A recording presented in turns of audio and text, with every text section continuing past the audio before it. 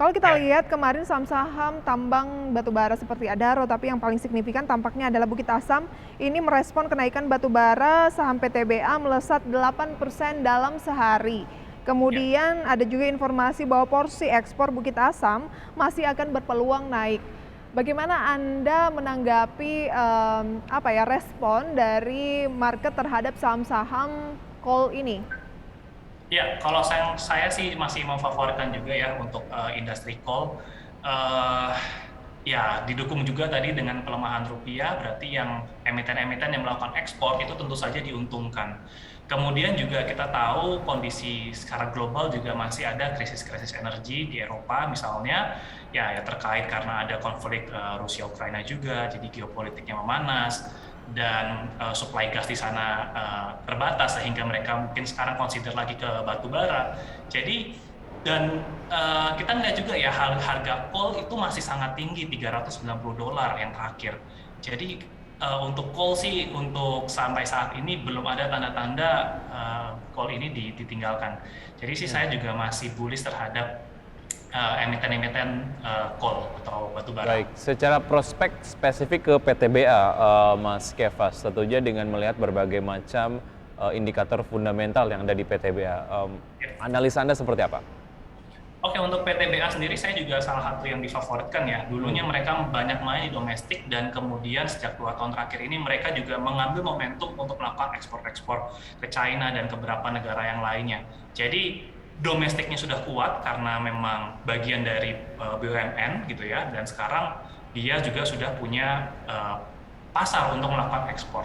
Dari segi operasional mereka, dia juga salah satu perusahaan yang memang paling efisien dalam melakukan operasionalnya. Nah, untuk kinerja kuartal 1, kuartal 2, saya prediksi akan memberikan surprise yang sangat tinggi gitu ya. Kenapa? Karena baseline-nya atau base year-nya yang tahun lalu, kuartal 1 2021, kuartal 2 2021 itu tidak setinggi. Karena harga batubara pada waktu masih belum naik tuh, baru naik kan kuartal 3, kuartal 4. Jadi kalau nanti lihat kinerja laporan keuangannya, kemungkinan besar itu memang akan meningkatkan profitabilitas growth yang tinggi juga. Nah, kalau sepanjang tahun bisa seperti ini, bukan tidak mungkin kalau laporan keuangannya akan jauh lebih baik lagi dibandingkan 2021. Oh, Jadi oke. tahun 2002 ini bisa kinerjanya makin tinggi dan kita bisa expect mungkin dividen tahun depan juga akan tinggi juga seperti Oke. tahun yang barusan aja mereka bagiin kan tahun ini. Tips untuk masuk atau membeli PTBA seperti apa? Oke, untuk ya ini sebenarnya ya kalau saya bilang adalah posisi menentukan keputusan investasi. Buat teman-teman yang memang sudah memiliki saham coal, tentu akan lebih bijak kalau menurut saya masih di hold itu juga masih bijak sih menurut saya ya, karena memang mungkin sudah pada menikmati floating profit. Nah, untuk teman-teman yang memang belum punya posisi di coal, sebenarnya kalau saya misalnya belum punya call, saya juga harus berhati-hati karena memang valuasinya pun juga sudah tinggi sehingga resikonya jadi besar. Kalau tiba-tiba harga call turun, terjun bebas, maka kan resikonya jadi tinggi. Nah, jadi kalau buat teman-teman yang sudah masuk, lebih baik di hold.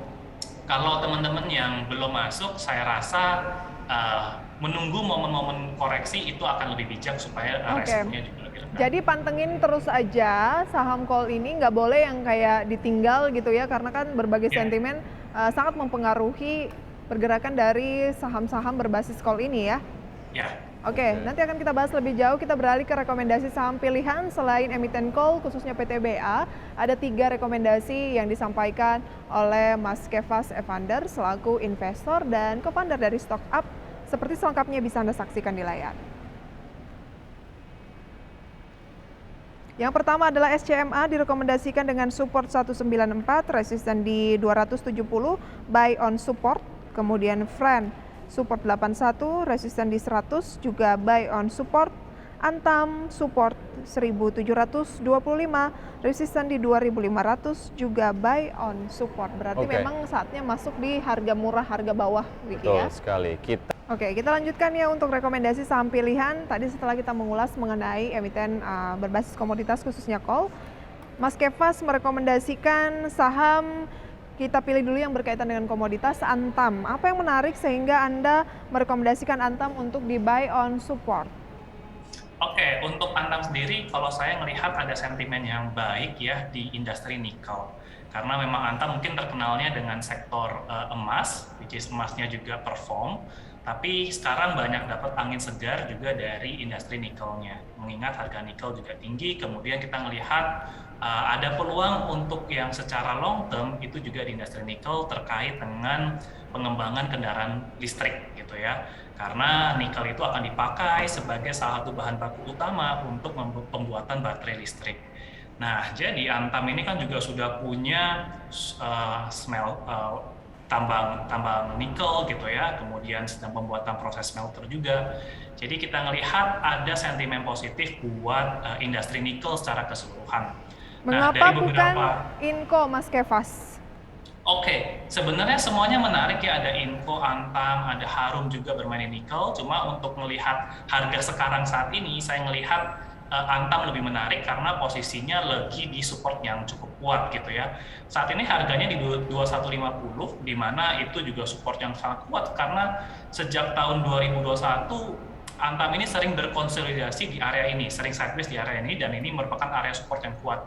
Jadi saya rasa untuk posisi harganya, Antam lebih menarik dibandingkan Inco. Meskipun Inco juga sentimennya sama aja. Oke, secara fundamental dua-duanya oke, tapi kalau dilihat Ya. secara teknikal atau pergerakan harga, lebih menarik pergerakan dari Antam. Untuk itu Ya. Anda lebih memberikan Antam lebih apa ya? Untuk saat ini Lebih menarik lah ya. direkomendasikannya karena saat ini ya, untuk level posisi harga saya lebih suka Antam dibandingin Oke. Inco. Baik, dari level terakhir ke level support yang Anda lihat menarik, ini cukup jauh sebetulnya Mas Kefas. Sebetulnya kalau dilihat dari pergerakan dari harga saham Antam sendiri, mungkin ada indikasi bahwa kemudian Antam akan mendekati level support yang Anda cermati, Mas Kefas? Iya, support terakhirnya itu di 1.700 karena awal tahun sempat menyentuh level itu, tapi cepat sekali untuk rebound-nya.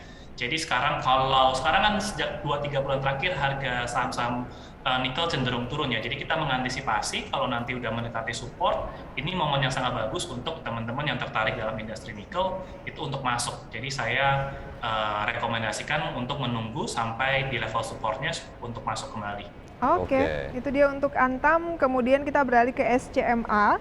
Buy on support dengan support 194, rekomendasi atau resisten terdekat di 270. Ya. Untuk SMA saya suka secara fundamental perusahaannya ya, di mana kinerjanya juga masih bagus dan dia juga punya industri yang saya juga ngerasa belum ada matinya juga, di mana industri advertising atau siaran broadcasting ya. Nah, saya suka dengan SMA, tadi fundamental bagus dan saat ini harganya secara valuasi juga menurut saya murah. Ada salah satu indikator yang membuat saya tertarik dengan SMA ini adalah karena SMA sendiri barusan melakukan buyback secara perusahaannya, itu melakukan buyback di level 270-an. Dan saat ini kita bisa dapat kesempatan masuk SMA dengan harga lebih murah dibandingin dengan harga beli perusahaannya sendiri di 270. Jadi saya rasa di bawah 270 itu menjadi momen yang bagus untuk kita kalau yang tertarik dengan industrinya itu untuk masuk di SMA.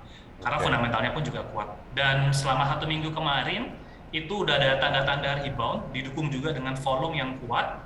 Jadi saya rasa untuk area-area sekarang cukup menarik untuk kalau teman-teman mau nyicil beli SMA. Ya, di minggu terakhir ini pergerakan harga sahamnya 14,42% bergerak signifikan dan Anda melihat potensi untuk SMA sendiri melanjutkan penguatannya begitu ya Mas Kefas ya? Ya.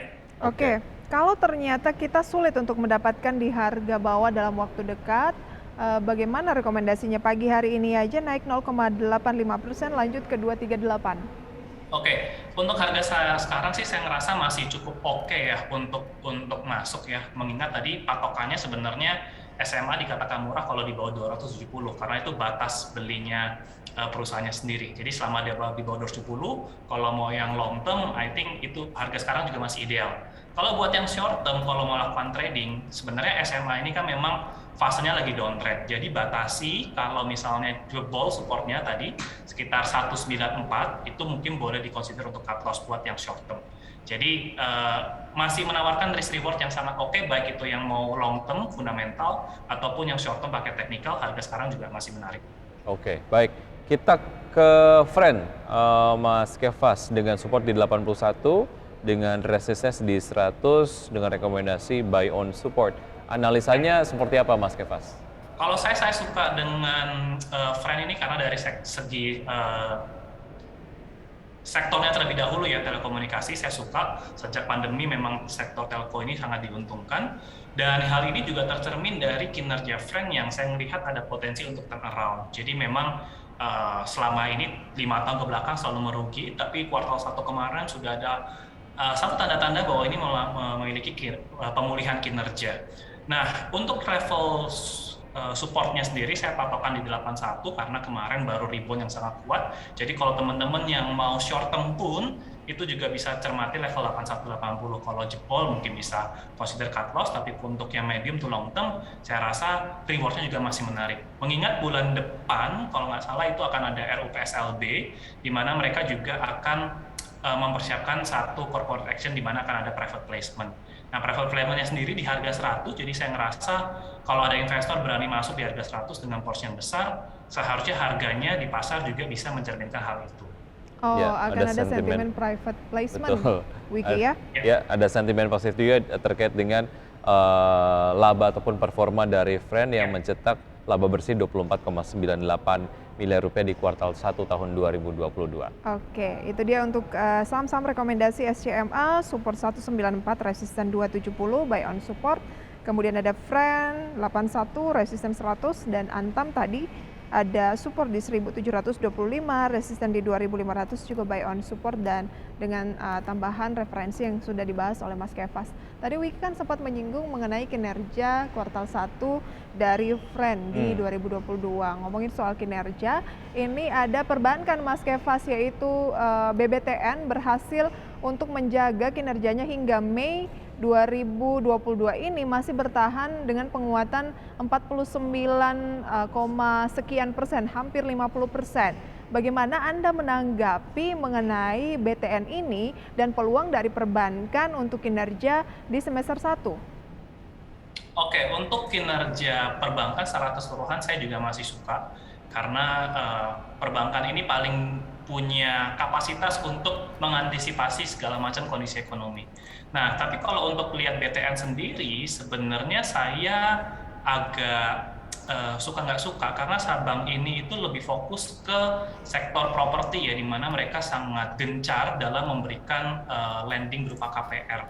Nah, untuk industri properti sendiri, kalau nanti suku bunga jadi dinaikkan, maka tentu hal itu akan membuat demand KPR itu agak cenderung melemah gitu ya, karena harga KPR makin tinggi, jadi demand untuk pengambilan KPR juga akan lebih sulit. Tapi kalau nanti sentimennya ternyata suku bunganya tidak dinaikkan, itu malah jadi semakin positif untuk Bank BTN gitu. Jadi untuk sekarang Bank BTN saya rasa lebih baik untuk wait and see dulu, tergantung kebijakannya nanti seperti apa. Karena dia sangat erat dengan kinerja industri properti ya, karena mereka banyak memberikan KPR. Oke, kita harus wait and see terlebih dahulu ya untuk BTN. Ya. Baik, kita ke pembukaan perdagangan pada pagi hari ini, dan benar saja seperti yang kita bahas tadi, jangan-jangan IHSG-nya malah justru profit taking. Di tengah kenaikan dari Wall Street dan juga Eropa, pemirsa, IHSG pagi hari ini dibuka turun 0,29%, 7.023. Jakarta Islamic Index turun 0,37% di 587, LQ45 turun 0,5% di 101. Ya, berikutnya adalah saham-saham yang masuk ke dalam jajaran top gainers, diantaranya adalah BBRI, PTBA, Harum, dan juga DMR dengan penguatan masing-masing 0,23%, 1,49%, 0,29%, dan 0,57%. Kemudian untuk top losers ada BCA yang turun 1,31% di 7.550, Antam yang direkomendasikan Mas Kefas turun 2,79% di 2.090, WINR turun 4,72% di 101, dan Adaro turun 0,33% setelah kemarin sempat ditutup menguat di atas 3%, turun hari ini di 3.020. Antam Mas Kefas turun 2,79%, 2.090. Masih oke ya, karena kan memang Anda merekomendasikan tadi untuk buy on support atau beli di harga bawah. Ya, Ya, kalau saya rekomendasinya semua juga bisa untuk short term ataupun yang medium to long term ya, karena mungkin saya banyaknya di fundamentalnya. Jadi untuk penurunan sebenarnya tidak jadi masalah sih, karena ya penurunan sehari mungkin bisa akan di cover juga nanti dengan kenaikan berikutnya. Cuma kalau saya melihat industrinya masih positif untuk 1 sampai 2 tahun ke depan. Baik, oke. Kalau kita lihat juga satu pergerakan dari saham yang masuk ke dalam top gainers yang ini memang nampaknya inline dengan apa yang kita sempat sampaikan tadi untuk PTBA menguat 1,49%. Secara tren ini akan menjadi sebuah tren yang terus ditunjukkan PTBA, Mas Kefas? Ya, secara tren harga juga kalau PTBA masih sangat uptrend ya, tidak ada tanda-tanda downtrend. Jadi untuk yang mengikuti trend following, saham PTBA masih sangat layak untuk di hold. Support terdekatnya PTBA itu di level 3.700. 3.700, kemudian resisten terdekatnya? Itu di level all time high sebelumnya di 4.600. Jadi kalau bisa 4.600. Kalau misalnya 4.600 all time high lagi. Oke, kita cross check PTBA. Kalau 4.600 ini memang masih jauh karena sekarang masih 41 ya. Berhasil terlampaui, Anda melihat ada peluang membentuk level tertinggi baru di target berapa? Oh sorry, tadi bukan all time high yang secara keseluruhan, tapi all time high dalam waktu belakangan ini. Kalau all time high-nya sendiri, PTBA itu sempat di level 5.200. Jadi Betul. kalau itu pun juga tahun 2011. Dan saya melihat kondisi call saat ini jauh lebih bagus dibandingin tahun 2011 atau tahun yang 2018. Jadi bukan nggak mungkin seharusnya masih mampu untuk ngejar ke level all time high-nya. Oke, Baik. tapi meskipun menguat 1,7%, pagi hari ini sudah dilanda net foreign sale asing di regular market mencapai 7 miliar rupiah. Jadi harus agak waspada ya ketika sebuah saham masih naik tapi asing sudah mulai Sudah lepas. mulai dilepas. Ya Mas Kefas ya?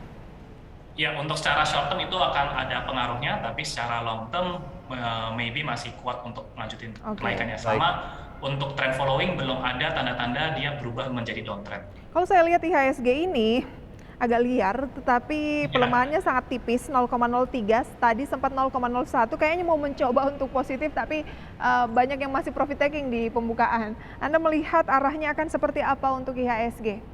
Iya, IHSG dari kemarin nih di situ-situ aja ya, masih kalau saya bilang sih masih sideways sih sebenarnya IHSG. Jadi di level 7.000-an sampai 7.200, 7.300 mungkin akan ada profit taking lagi, jadi koreksi lagi, tapi selama di atas 7.000 sampai 7.300 ya IHSG kita masih sideways gitu-gitu aja. Baik, itu tadi data dan juga analisa untuk pergerakan IHSG dan juga beberapa saham-saham yang kita juga sudah bedah begitu. Semoga dapat menjadi referensi investasi Anda hari ini pemirsa. Dan Mas Kefas, terima kasih atas informasi yang Anda sampaikan. Sukses selalu untuk Anda, sampai jumpa. Selamat Sama-sama Mas pagi. Vicky, Mbak Prisa. Thank you.